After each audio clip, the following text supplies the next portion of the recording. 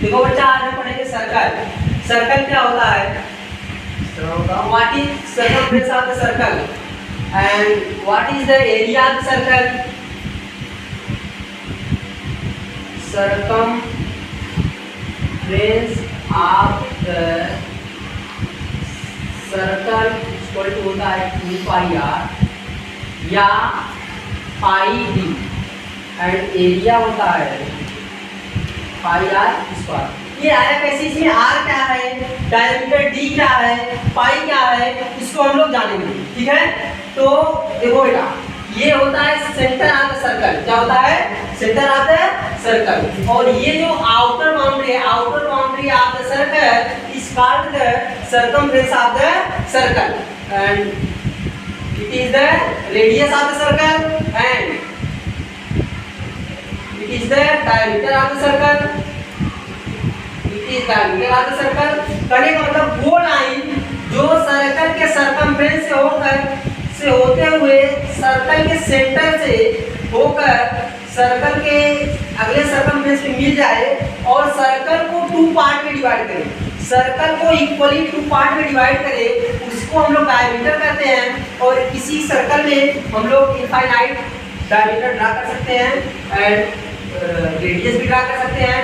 अब देखो बेटा हमने देखा कि चाहे सर्कल कितना भी छोटा हो और चाहे सर्कल कितना भी बड़ा हो, लेकिन उसका जो सर्कमफ्रेंस निकालने का फार्मूला होता है 2 पाई r या पाई d होता है और एरिया निकालने का फार्मूला पाई r स्क्वायर होता है। तो इसमें हमने देखा कि पाई यहाँ भी है और पाई यहाँ भी है। ये पाई होता क्या है? What is pi? हमारा नेक्स्ट टॉपिक है पाई। What is pi? पाई क्या होता है? पाई का वैल्यू हमने पढ़ा है 22/7। हम लोग जानते हैं 22/7 या 3.14 अप्रॉक्सीमेट। ठीक है, ये पाई का वैल्यू होता है। लेकिन ये पाई इसमें आया कैसे? सर्कमफ्रेंस में कैसे आया, एरिया में कैसे आया?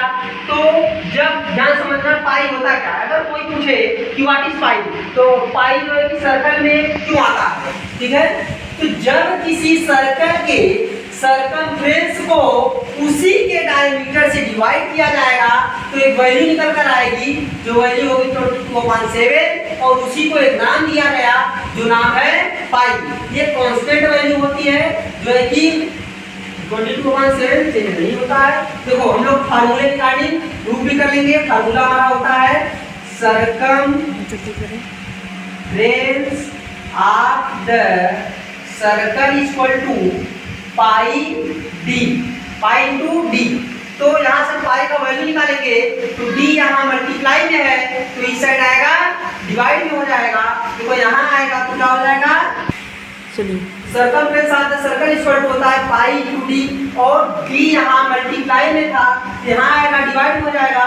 यही पाई की वैल्यू निकल कर आई कि जब किसी सर्कल के सर्कमफ्रेंस को उसी के डायमीटर से डिवाइड किया जाएगा तो एक वैल्यू निकल कर आएगी जो होगा पाई, और पाई का वैल्यू होता है 22/7।